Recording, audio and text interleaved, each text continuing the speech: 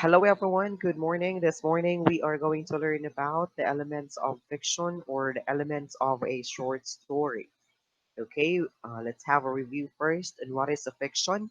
So, fiction is to make believe, or these are the stories that are not true.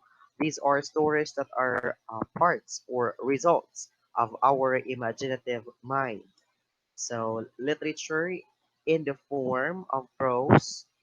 When we say prose, that is a way of writing that you are following a grammatical order. It follows sentences and paragraph, especially short stories and novels.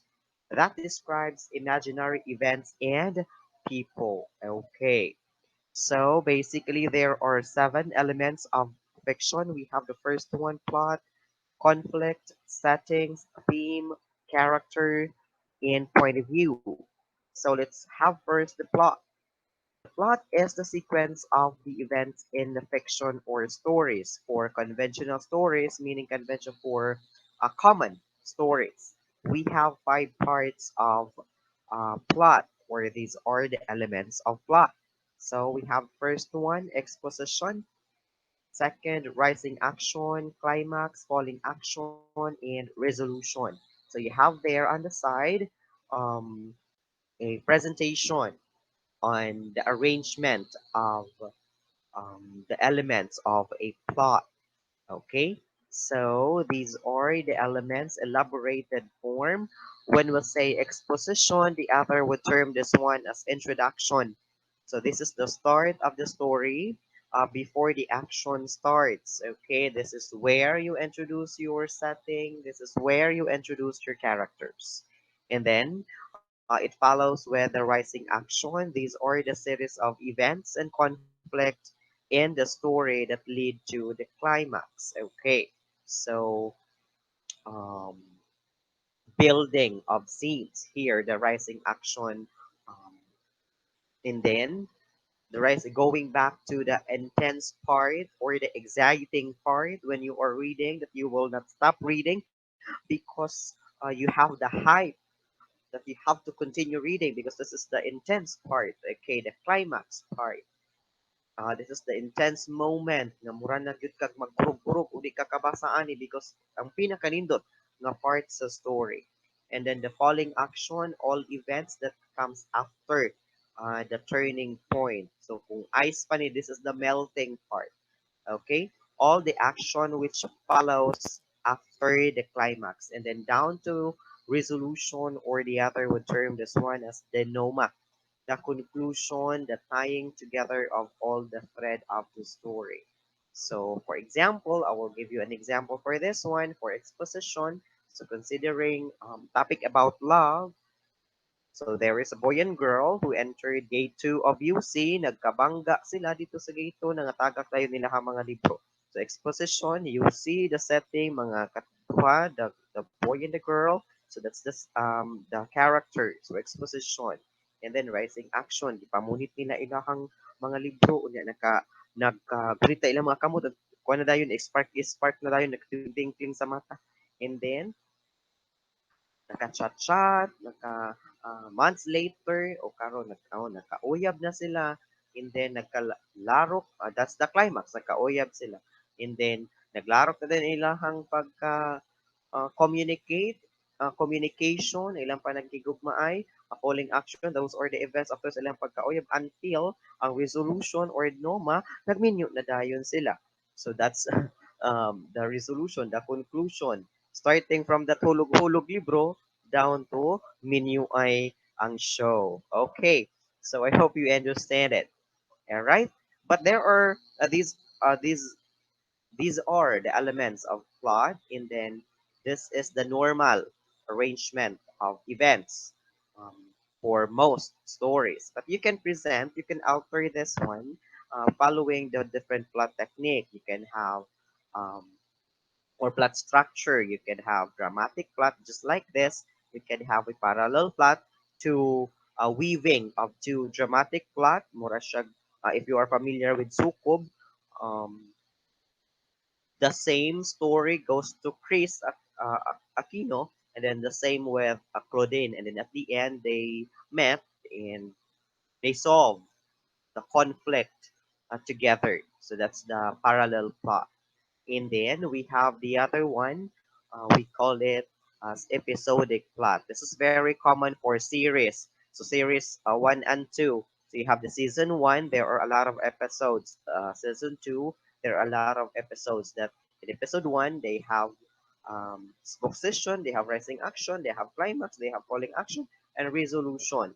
And then episode two, the same setup.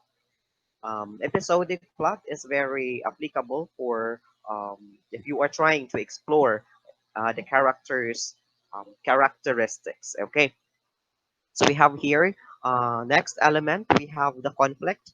Conflict is the clashing of ideas. So this is the opposing of ideas between the characters. So conflict is the basic the building block of your story of plot. Conflict makes the plot to move. There is no conflict, there is no plot. All right. So we have five types of plot: man versus man. This is the antagonist versus the protagonist. Sumbagay, lawan na paruhay. That's man versus man. And then man versus society. The character is struggling on the different norms of the society. It's like you are walking in a wire na masayop ka gamay. I-judge na dayon ka sa society. You do not belong because you don't behave like us. Okay, so that's man versus society, and more or less we are living today according to the norms of our society that we are very careful to not deviate to the situation because we will be judged. Next is the hardest part, man versus himself. Kalabanin mo na ang lahat, wag lang ang iyong sarili. So if you experience this one, you will experience depression, you will experience anxiety because you can't hurt yourself. You can hurt other person, but it's really hard to hurt yourself. So this time, it's better to be honest. Man versus himself is very common for introvert individuals that they can share, they can vent their feelings and emotion. So they will end up hanging themselves or mabuang kadugayan because of a situation that they can fight their own struggle deep within himself. Okay? Man versus nature is mga kalamidad, natural phenomenon like baha, um, linog, baha, volcanic eruption, anything that is concerning with our mother nature. So if you are familiar with Armageddon, the movie, and then San Andreas, that is an example of a man versus nature. And then this, the last one, man versus faith or versus God. If you are a believer, you believe that there's someone up there that is very powerful and can set your destiny. So if you are destined to be like that, no matter what you do, uh, you will end up to that particular destiny. So kung nakadestino gyud kaniya, imo gyud siya. Pero kung wala, adili gyud na siya imuha. Okay?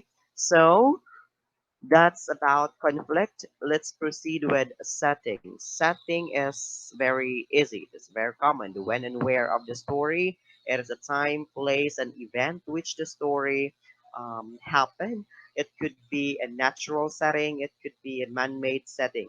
When we say natural setting, that is nature like sapa, um, kalubihan, bundok, dagat. So those are the natural setting. And when we say man-made setting, that is anything structure that is made by human, like building, hotel, could be hospital, or the other example a while ago, the school.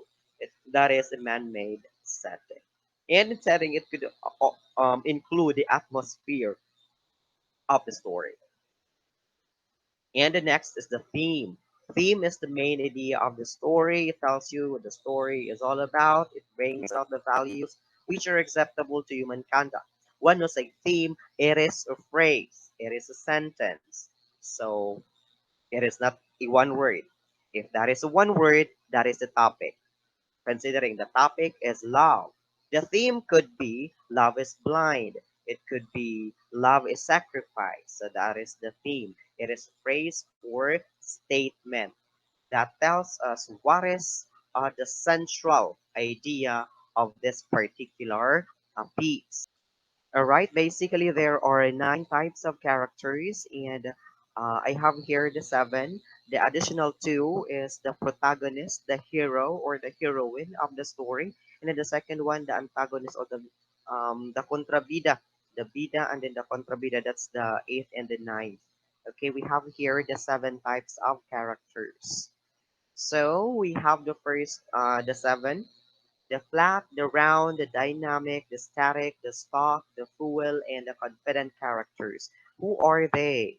Okay, the characters are the one giving life to our story. And you, the author, is making, was the one who made them. Okay, let's have first round and flat. When we say round and flat characters, it is not um, something like this. Round, when we say it is not this. When we say round or flat characters, this pertains to how the authors decide the amount of details they include about each character. So this is concerning about how much detail you put into your character. All right. So based on this one, which character do you know more in the book or movie? Of course, you would answer me Nemo, because Nemo is the protagonist, and more or less, he is emphasized in the movie. He was given details further or deep in-depth um, details because he is the main character. Okay, so round characters are described in details, and these are the well-rounded characters. They are almost the main character in the story, and then you would know them because they are starting from a very young age until pagbuntis pa gani kay bawo mo kay sa iyang mga mama, you know, the parents, how what are the struggles, because they are given much emphasis of the author. All right, so main character is almost always the round character. So these are the round characters, example of round characters, and more or less they are the bida in the movie or a short story. The flat character is exactly opposite. They are not given that much detail. Um, in a movie, you would only know them according to their names, and then you don't know where they came from or what are their desires. The only thing that you know about them is their name. Okay, these are the examples of the flat characters. Okay, so let's proceed with the static and the dynamic characters. If round and flat characters are concerning on the details, static and dynamic characters are concerning on the changes that have happened to them in the entire story or the entire movie, how much they have changed, whether they have changed their personality or not, or they remain the same from the start until to the end of the story. Okay, so based on this, more or less, you know more Simba, because Simba is a dynamic character. He is the main character of the movie The Lion King. So mutatak yun siya sa atong hunahuna because he undergoes a lot of changes throughout the story. Okay, the key word when dealing with the difference between static and dynamic characters is change, is what I have said. It could be physical change, but that is more into its internal changes. One will say internal changes that refers to your personality, your outlook, your perspective, your values, and the overall change of nature of the character. So if you try to look at the mirror when you were in grade 12, more or less there is a difference between how you look in during your senior high school years, and then how you look now as college. But if you can see changes, you can associate yourself as static. uh, More or less before, yagit pa kayo ka, and then karon yagit sad ka, so static ka. But sa una, if yagit ka and then karon guwapa na ka, nakakuha na ka, more or less, you are a dynamic character. There are changes that have happened to you. So kung hilakon ka sa una, then hilakon gyapon ka karon, kay changes na hitabo nimo so static. So hilakon ka sa una karon dili na ka mo hilak, you are becoming mature. So more or less you are a dynamic. You belong because you have changed, you become mature. All right. Okay, so static and then the example of static characters, dili siya mausab throughout the story. Dynamic character changes. This is very crucial in developing a character. Kaya mulami ang character if there are changes that will happen to it.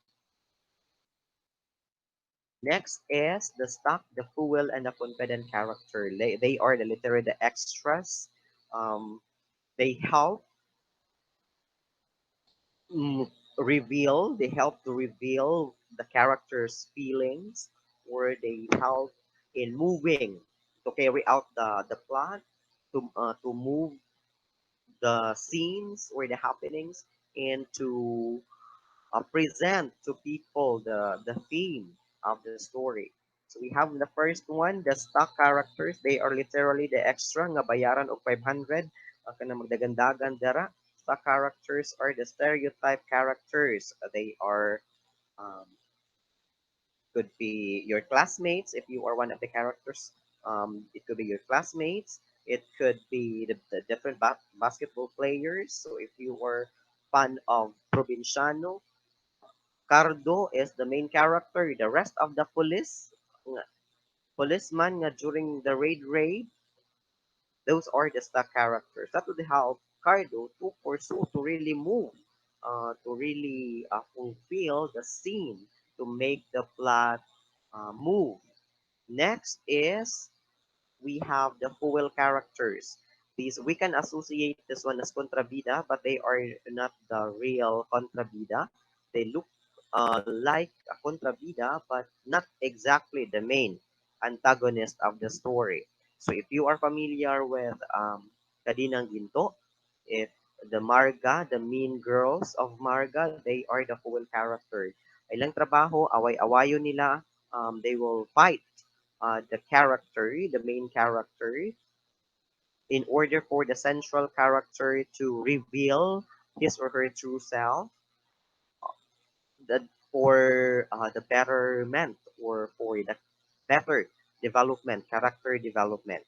Okay, and then the opposite is the confident character. If the fuel character, those character that would fight the main character or the central character, confident character here is the exact opposite. He or she is the best friend of the central character. It could be the best friend, the boyfriend, or anything where whom the main character can share his thought, his ideas, and feelings. So going back to Marga, um, the confident character, it could be Mikoy, the character of Seth. Marga can share her frustration to Mikoy, to Seth. So, that's one of the confident character in that serie, Kadenang Ginto. All right, as example of confident characters, the, the first picture is familiar to you. It's Moana. The confident character is the grandmother of Moana. Okay, she was the reason why Moana discovered their true selves as um, voyagers. She's the one um, informed Moana about their true identity. Okay, so that's it. That's about the character. All right, and the last one is the point of view or POV. Not the POV, the other POV, because when you search, it will result to something else that you sometimes you like it and sometimes you don't like it, and others would like it and the others would not. Okay, so we have here to be safe. We have the point of view, not POV. Okay, we have three main point of view. We have a first person point of view, the third person point of view, and then the second person point of view. Let's have first the third person omniscient point of view. When we say point of view, this is where the character, the story is being told. So this is perspective on how the story is being presented to the readers. Okay, so we have the first one, the omniscient third person point of view. The narrator tells the story in third person from an all-knowing perspective. The knowledge is not limited by one character's view or behavior, as the narrator knows everything about all the characters. It's like God. He knows everything sa hunahuna, sa pulong ug sa buhat. Okay, so for third person, it has a signal pronouns like she, they, and he, because the narrator is not part of the characters. Okay, he is an observer that knows everything about the characters. Considering that there are five main characters in the story, he knows all of them. Sugod sa strand sa buhok hangtod sa buling sa kuko, he knows everything about the main characters. He can transfer from one character to another character. Um, he knows the desire of each character. So it's like this observer here is really the omega, the alpha and the omega. So kabalok siya sa tanan sa imong ginahuna, sa imong ipamulong, imong ipulong ug imong pang ipamulong. So this is very good. Most of the story would um, um, employ third person point of view. Okay, that's the omniscient one. The third one is omniscient third person limited, or the third person limited point of view. The narrator restricts his knowledge to one's character's view or behavior. Signal pronoun steals he, she, they, because this is a third person. When we say third person limited, if there are five characters in the story, the narrator only knows one character very well. So, and that one character is really the protagonist. Okay, so kung dito tayo omniscient, kabalo siya sa tanan, kaila siya sa tanan, and then this limited, he only knows one of the character very well. Next is the first person point of view. It could be the first person subjective, or this is a first person central. The narrator restrict the perspective to that of only one character to tell the story. So if there are five characters, one of the character will tell you the story. And that character is the main character. Okay, that's why we call it central or subjective, because it only limits to what the central character observes, feel, and does.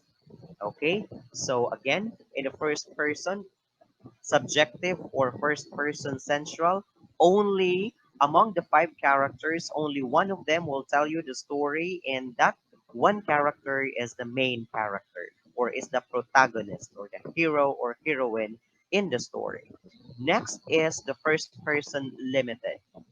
Still, one of the character will tell you the story, but not the main character, not the protagonist. It could be the best friend of the protagonist. It could be the mother of the protagonist, but not the protagonist himself or herself. If there are five characters, the protagonist here, it could be the best friend of the protagonist will tell you the story. That's why it is limited, because it limits on what the best friend particular sees in the particular movement of the story. The next one is second person. This is very rare in a short story, but this is very common in songs, where the narrator tells you the story to another character using the word you, your, and your. Okay, and using the second person point of view, you as reader is one of the characters of the story, considering that there's someone would say, I love you. So meaning, if you are the one listening to it, you feel that the certain you is you. So kung ikaw, kantahan ka din mahal kita, o makilig-kilig na dayon ka because you are, it seems that you are part of the certain story. Do you get me? Second person, your love is like a sun that's not done my whole life. So ikaw kung makantahan ka, ano, so, oh my God, ako ang gugma. So you feel, you can relate because you are becoming a part of the story. So I hope you understand. As a summary, you have here the person, first person, the I and we, second person, the you, and then the third person, he, she, it, and they, because the third person is just an observer. Okay, so that's all about the elements of fiction. I hope you learned something.